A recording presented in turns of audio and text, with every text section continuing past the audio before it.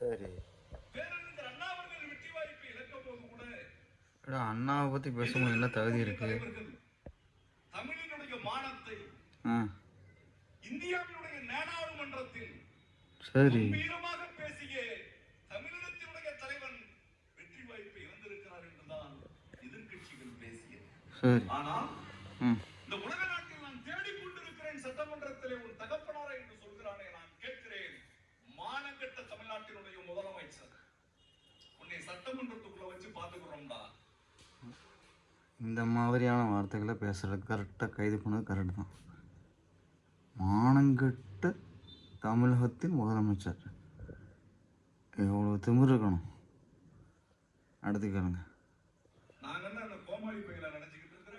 கோமாளி தான்டா, கோமாளி தான்.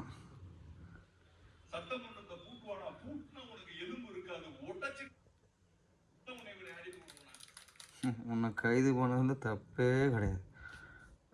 உங்களை கைது பண்ண தப்பே கிடையாது. எலும்பு உடைக்குமையா, காமெடி பீஸ் மாதிரி இருக்கு. கூட்டுறோம்.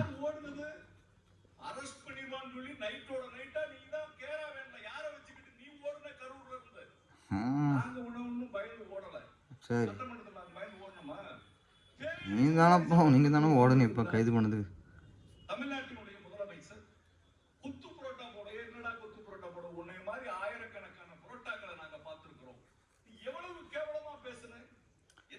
முதலமைச்சர் யாராக இருந்தாலும், எந்த முதலமைச்சராக இருக்கட்டும், திமுக முதலமைச்சர், தேவைக்க, அதிமுக, யாராக இருந்தாலும் ஒரு மதிப்பு திரு மரியாதையாக பேசணும். அது வந்து ஒரு பண்பு, ஒரு தமிழர்களுடைய பண்பு. எந்த ஒரு செயல்னாலும் அவங்க மதிப்பாக பேசணும். அவங்க பதவிக்கும் அவங்களோட வைக்கக்கூடிய ஒரு இதுக்கும் மதிப்பு இருக்குது. அது கூட தெரியல.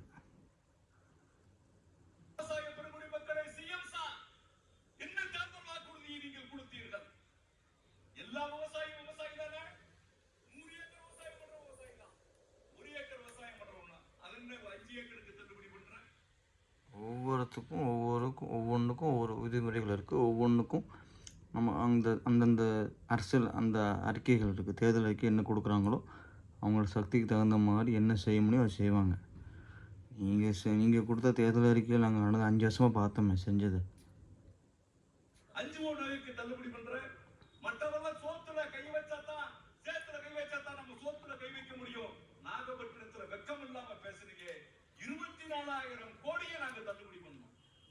$24,000 கோடியை தள்ளுபடி பண்ணி 1 லட்சம் கோடி கடனை வச்சதும் நம்ம தான்.